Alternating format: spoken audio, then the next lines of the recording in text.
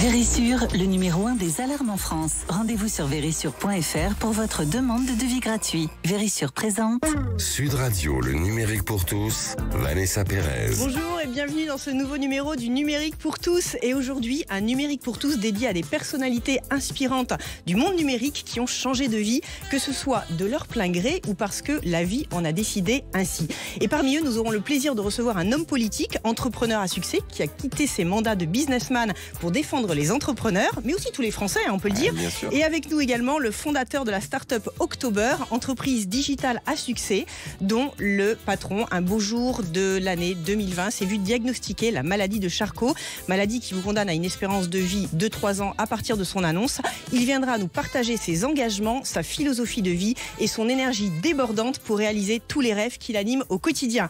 Le numérique pour tous, spécial changement de cap dans le numérique, c'est parti et c'est sur Sud Radio. Sud Radio, le numérique pour tous, Vanessa Pérez. Et aujourd'hui, un numérique pour tous spécial changement de cap dans le numérique. Et pour commencer, j'ai le plaisir d'accueillir le député Paul Midi. Paul, bonjour. On est ravis de vous avoir en plateau. Donc Paul, vous êtes député, mais vous avez commencé votre carrière comme serial entrepreneur. Est-ce que vous pourriez nous rappeler les grandes lignes de votre parcours professionnel ? Oui, effectivement, parce que député, je ne le suis que depuis 1 an. Et très heureux de l'être, mais avant j'avais une autre vie. Moi j'ai commencé ma carrière en créant une petite société de services informatiques sur le plateau de Saclay, qui est aujourd'hui ma circonscription. En effet. Ensuite j'ai fait un peu de conseil et puis j'ai dirigé plusieurs startups de e-commerce. J'ai fait toute l'aventure Jumia, qui est, vous savez, le Amazon africain, première licorne africaine qui est maintenant été introduite en bourse. Moi je dirigeais Jumia Travel, qui est un équivalent d'Expedia ou de Booking.com pour ceux qui connaissent ces marques-là. Et puis j'ai lancé Jumia One, qui est devenu Jumia Pay. Vous savez, c'est comme Apple Pay, mais environné de services digitaux. Et ensuite, je suis rentré en France. J'ai dirigé Frishti, pour ceux qui sont parisiens ou qui sont dans les 10 métropoles françaises dans lesquelles Frishti opère. C'est un Deliveroo à la française, pour faire très simple. Et puis j'ai commencé à vouloir m'impliquer un peu en politique. Et donc, ce que je savais faire à cette époque-là, c'était directeur général d'une structure, d'une start-up. Et donc, je suis devenu directeur général de La République En Marche, le parti d'Emmanuel Macron, parce que j'avais envie. Peut-être la même énergie. Un peu, ouais, exactement, un peu différent. J'ai commencé à changer, faire mon changement de vie. Et puis, ça fait 1 an que je suis élu député et très heureux de l'être. C'est aussi une forme d'entrepreneuriat en fait.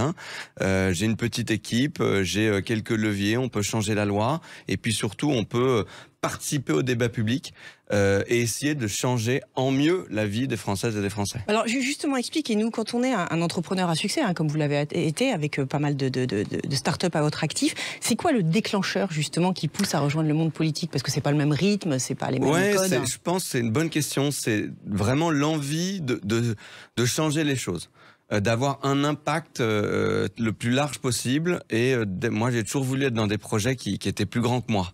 Alors, on peut faire plein de choses dans le monde associatif, dans le monde privé, mais moi, je me suis dit, en politique, c'est là où quand même on peut changer le plus rapidement et le plus facilement les choses. Alors, c'est pas facile du tout, mais par contre, quand on arrive à faire des choses, on a un impact important sur la vie des gens, et ça, c'est, moi, ça donne du sens. C'est-à-dire que je veux pouvoir me retourner sur ma vie quand j'aurai 70, 80, 90, je sais pas, et me dire... ça a servi à quelque chose. Voilà. Mais j'ai envie de vous poser une question que peut-être tous les auditeurs doivent se poser. Passer du secteur privé à la politique, c'est pas forcément le même train de vie. C'est pas important ? Non, alors bon, déjà je peux pas me plaindre parce que l'indemnité d'un député, c'est quand même un salaire qui est très important. Mais c'est vrai que dans le secteur privé, je gagnais beaucoup plus. Alors moi je suis pas, vous voyez, mon moteur principal n'est pas l'argent. C'est très important l'argent, pour la majorité des Français comme moi, ça tombe pas du ciel. Donc c'est très important, mais c'est pas mon moteur principal. Moi c'est plutôt le sens, et donc là je m'y retrouve à fond. Donc je suis très content. Concrètement, je reviens sur cet engagement en politique où vous évoquez le fait qu'on a l'intime conviction qu'on va réellement pouvoir changer le monde. C'est une conviction chevillée au corps. Vous n'avez pas des moments de découragement face à tout ce qui se présente à vous, à l'opposition, au manque d'énergie, à des difficultés qui sont peut-être au-delà de celles de certains entrepreneurs ? Ah si, mais bon, quand on est entrepreneur, on a aussi beaucoup de moments de découragement. Et même quand on fait des entreprises qui marchent très bien. Mais moi, il y a par exemple une chose, moi, qui me fait dire que quand on veut, on peut. C'est que je suis né dans ce pays à 40 ans, pays qui a connu quasiment que le chômage de masse. Sauf que là, on va arriver à aller au plein emploi. On était à 10% de chômage au début du dernier quinquennat. On est à 7,1% aujourd'hui. Le plein emploi, c'est 5% de chômage. J'espère qu'on va l'atteindre d'ici 2027. Mais je trouve ça, moi, vertigineux. Se dire qu'on peut arriver au plein emploi dans notre pays, alors que moi, depuis que je suis né, c'est du chômage de masse. J'ai moi-même été au chômage, mes parents ont été au chômage, je pense que tout le monde connaît des gens et tout le monde a été au chômage. Et donc se dire que ça, on peut réussir à le changer, c'est un élément, il y en a plein d'autres à améliorer, mais moi ça me donne de l'espoir. C'est beau ce que vous dites. Paul, faire de la politique, c'est aussi diriger tous les Français au service de l'unité, et pourtant aujourd'hui on a des catégories sociales qui souffrent terriblement de l'inflation, de l'appauvrissement. Il y a pas mal de mouvements de contestation, on l'a vu cet hiver, et en parallèle on a des jeunes qui montent des start-up contre toute attente pour changer le monde, et qui vont peut-être gagner beaucoup d'argent. C'est possible de réconcilier ces deux France, on va dire ? Oui, bien sûr. C'est possible et ça va se faire grâce à la jeunesse. Parce qu'aujourd'hui, quand vous regardez à la sortie de nos universités, de nos grandes écoles, on a de plus en plus de jeunes qui veulent créer des start-up. Et d'ailleurs, souvent créer des start-up pour contribuer à la transition écologique. Mais ces deux mondes, ils se réunissent comme ça. Et les start-up, c'est plus comme c'était peut-être il y a 10 ans, un petit monde réservé à quelques HEC dans le 9e arrondissement de Paris. C'est tout le monde qui participe à cette aventure. Moi, quand j'étais par exemple chez Frischti, la plupart de mes salariés, c'était des cuisiniers et des cuisinières, des préparateurs et des préparatrices de commandes. Les start-up, c'est 70% de l'emploi hors Île-de-France. Et donc, il y en a pour tous. Quand vous regardez d'ailleurs la pyramide des emplois dans les startups par rapport aux entreprises plus classiques, elle est quasiment pareille. La seule petite différence, c'est que les salaires sont un peu moins tassés au niveau du SMIC. Donc, les salaires sont un petit peu plus égalitaires. Donc, ce que vous dites, c'est qu'il y a du travail pour tout le monde. Il y a du travail pour tout le monde. Oui. C'est déjà 7% de notre emploi en France. Et c'est en train de croître. Et il faut qu'il y en ait de plus en plus. Et donc, c'est du boulot pour tous. Alors, Paul, vous avez travaillé d'arrache-pied tout l'hiver pour finaliser un dispositif à la demande d'Elisabeth Borne qui a visé à flécher l'épargne des Français pour financer justement les startups. Vous étiez d'ailleurs en plateau chez Sud Radio pour nous annoncer un petit peu les prémices de cette démarche. Et vous avez justement annoncé sur Vivatech, le président a annoncé que cette démarche allait être rendue opérationnelle. Vous pourriez nous en dire un peu plus sur ce plan ? Oui, exactement. Donc la Première ministre m'a confié une mission sur le soutien à l'investissement dans les startups et les PME innovantes. Avec quoi comme objectif ? Aller chercher au moins 1 milliard d'euros supplémentaires de levée de fonds pour ces entreprises, et ça doit permettre de créer 100 000 emplois. Parce que ce qui est génial avec une start-up, c'est que quand elle réussit à lever des fonds, tout de suite, elle embauche. Et donc, c'est bon pour l'emploi et pour notre capacité à aller au plein emploi. Et donc, on a travaillé sur une mesure qui s'appelle le dispositif Jeunes Entreprises, qui doit permettre d'aider 100 000 PME en focalisant les efforts sur 10 à 20 000 d'entre elles, celles qui sont le plus capables d'innovation et de forte croissance. Et ce dispositif, il est sur 4 pieds, sur 4 jambes. Le fait d'aider à embaucher, d'aider à lever des fonds avec des mécanismes d'incitation fiscaux pour les particuliers, des aides en trésorerie et des aides en accès à la commande publique. Ce dispositif, c'est une excellente nouvelle. Il a été annoncé par le président de la République à l'occasion de Vivatech il y a 10 jours maintenant. Et donc j'espère qu'il verra le jour dès l'année prochaine, parce que ce dispositif, il peut vraiment aider beaucoup d'entrepreneurs à embaucher et à faire croître leur entreprise. Alors on vous le souhaite parce que vous avez mis effectivement beaucoup d'énergie. Paul, on voit aussi beaucoup d'investissements dans les startups axés sur la transition écologique. Certaines critiques disent quand même que ces investissements sont inefficaces et ne produisent pas les résultats escomptés. Comment vous allez être vigilant avec les indicateurs de performance que vous allez mettre en place pour vous dire que vous avez mis l'argent au bon endroit? Oui, c'est très important. Nous, je rappelle qu'on veut faire la transition écologique. Et qu'est-ce que ça veut dire? Ça veut dire faire le zéro carbone à 2050. Pour ça, le GIEC nous dit il manque 50% des innovations pour réussir ce défi d'aller au zéro carbone à 2050. Donc on a besoin des startups et des grands groupes. C'est vrai qu'il y a du greenwashing parfois. Alors souvent, si je veux pas pointer du doigt, mais ça vient plutôt de grandes organisations qui font un peu de la communication en disant on fait 2-3 petits projets et c'est super. Non. Par contre, dans les startups, je vous dis, il y a très peu de greenwashing. Parce que quand un entrepreneur, il veut faire la transition écologique, il met toute son énergie dessus. Et les entreprises comme Back Market, par exemple, Upway, qui font la transition écologique, je peux vous dire qu'elles mettent 100% de leurs ressources là-dessus. Donc il n'y a pas de greenwashing. Mais il faut faire très attention et je crois qu'il faut embarquer tout le monde. Et la meilleure façon de faire, c'est de mesurer, de voir l'impact de ce qui est fait par chacune des entreprises et qu'on mette beaucoup plus de transparence sur ces sujets-là. Mais expliquez-nous là, parce que vous allez aider à injecter de l'argent justement dans des jeunes pousses, dans des jeunes startups. Mais on voit aussi beaucoup de startups qui, lorsqu'elles passent à l'échelle, c'est-à-dire à une étape supérieure de leur croissance, sont obligées d'aller vers les États-Unis pour lever davantage de fonds. Est-ce qu'on va pouvoir résoudre cette équation avec votre plan ou malgré tout, on ne pourra pas empêcher justement la puissance américaine de draguer nos investisseurs? Alors, vous avez raison. Nous, on a un problème structurel de financement, parce que quand on regarde l'année dernière, nos startups, elles ont levé 13 milliards et demi, c'était l'année record. On est numéro 1 en Europe continentale, mais c'est 2 fois moins, par exemple, que les Anglais, qui ont levé 27 milliards d'euros, et beaucoup moins que les Américains, mais le pays, évidemment, de plus grande taille. Donc on a une différence de financement, et il faut qu'on se batte pour que cette différence, elle soit la plus faible possible. Moi, la mesure que je propose, elle va aider à contribuer à rendre plus petit cette différence, à limiter cette différence. Mais elle va pas combler totalement la différence entre les deux. Et donc, il faut qu'on arrive sur plein d'autres dispositifs à mobiliser beaucoup plus l'épargne des Français. Parce que ce qui se passe aux États-Unis, la grosse différence, c'est qu'ils ont un système de retraite par capitalisation. Ils ont des fonds de pension. Et donc, ce système de retraite par capitalisation, c'est lui qui finance les entreprises. Nous, en Europe et en France en particulier, on a choisi un système de retraite par répartition. Et c'est très bien. Mais ça veut donc dire que sur l'épargne des Français, on doit être encore meilleur. Rassurez-nous, Paul, avant de finir. Donc, on sait tous que 90% des startups ne franchissent pas le cap des 1 an. C'est bien ça? C'est un petit peu plus. Un petit peu plus. Voilà. Comment on va s'assurer que l'épargne est bien fléchée justement dans des projets qui sont durables?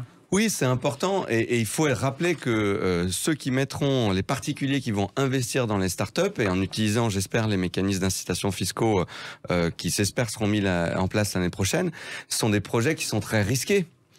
Et donc, il y a plusieurs façons d'investir. Soit on investit en direct, mais là, il faut bien connaître la start-up et l'entrepreneur. Soit on peut investir au travers de fonds qui mutualisent le risque. Et vous savez, un fonds d'investissement, il va investir dans 10, 20, 30, 50 start-up. Et donc, il y en a dans ces 50 beaucoup qui n'iront pas jusqu'au bout et qui vont peut-être faire faillite. Mais il en suffit parfois d'une, 2 ou 3 qui réussissent énormément, comme October d'ailleurs, la start-up d'Olivier Goy que vous allez interviewer juste après. Il suffit de ça pour que la rentabilité du fonds soit positive et que les particuliers qui investiront s'y retrouveront sur leurs économies. Bon, en une poignée de secondes, maintenant que ce dispositif est prêt, on va dire ça comme ça, comment vous envisagez la communication et la pédagogie pour des publics qui ne sont pas forcément familiers du monde des startups, ma grand-mère ou... Ouais, écoutez, il faut qu'on s'y mette tous, mais il y a une mesure en particulier que je propose, c'est que le premier millier d'euros que vous mettez, vous investissez dans une startup, il soit défiscalisé à hauteur de 50%. C'est-à-dire, vous mettez 1 000 euros, ça vous fait 500 euros de moins sur votre impôt sur le revenu et ça vous coûte 500 euros. Et donc, voilà, cette mesure-là, je dirais, très simple, ça doit, j'espère, éveiller des envies d'investir, parce qu'investir dans une start-up, c'est investir dans la transition écologique, c'est investir dans la réindustrialisation de notre pays, c'est investir dans le plein emploi de notre pays, et donc pour nos enfants et nos petits-enfants. On va suivre ça de près. Merci beaucoup, Paul Midi. Je rappelle que vous êtes député Renaissance de la 5e circonscription. Restez avec nous, dans quelques instants, nous aurons l'honneur d'écouter le témoignage poignant d'un entrepreneur à succès qui mène un combat de titan pour profiter de chaque instant malgré le diagnostic récent de sa maladie. Il viendra nous partager ses engagements, sa philosophie de vie et son énergie débordante pour réaliser tous les rêves qui l'animent au quotidien. C'est ce qu'il nous expliquera. Le numérique pour tous, spécial changement de cap, ça continue dans quelques instants et c'est sur Sud Radio.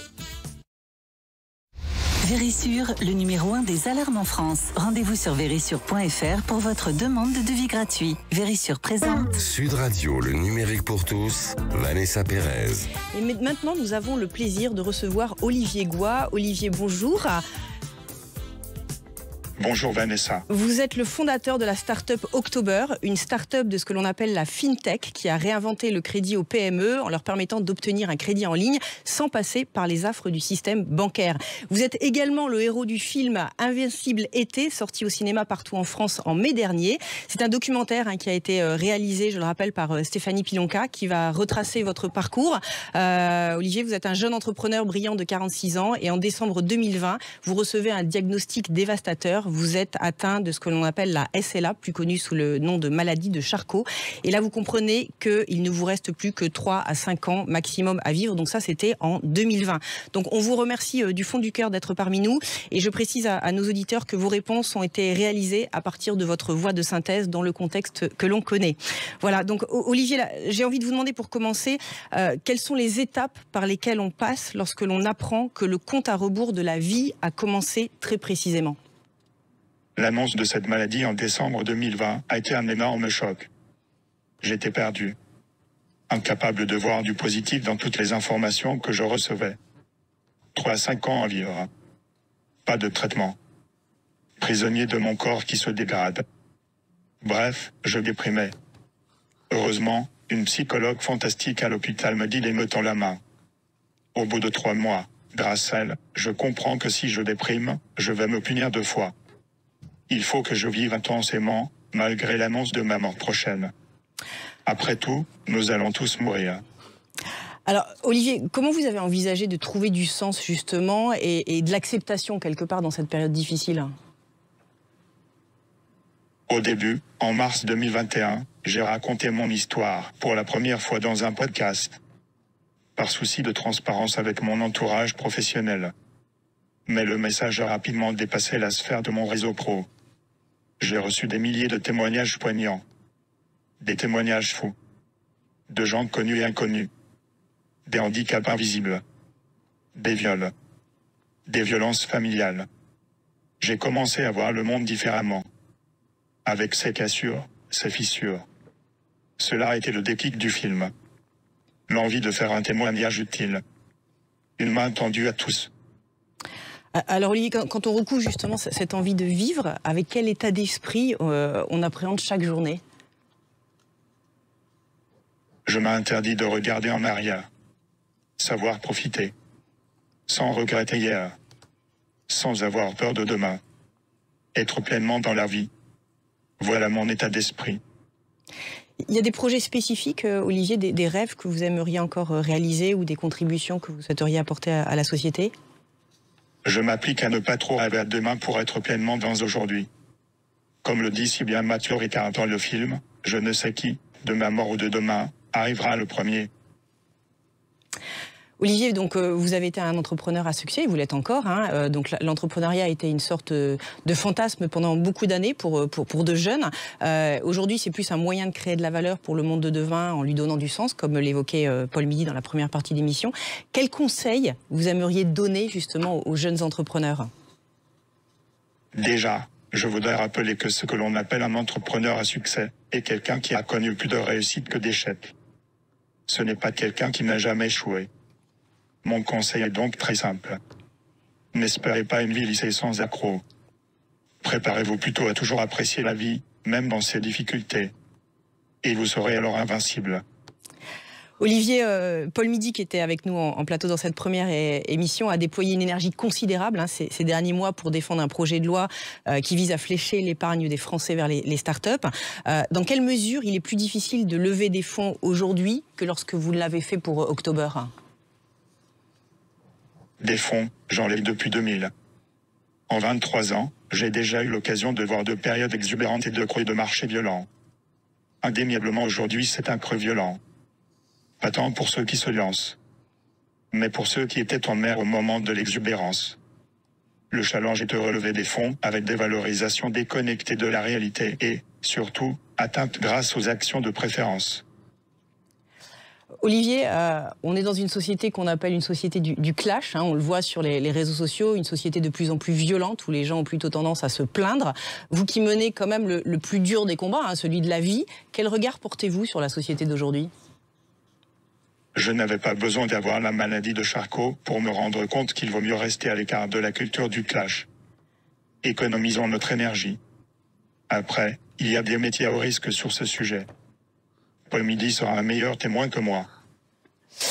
Olivier, depuis la médiatisation de votre maladie et la sortie du film que j'encourage vraiment tout le monde à voir, Invincible été, puisqu'il est encore sur les écrans, film réalisé par Stéphanie Pilonka, vous avez senti un changement du côté des pouvoirs publics en matière de politique de santé et de soutien aux personnes en situation de handicap?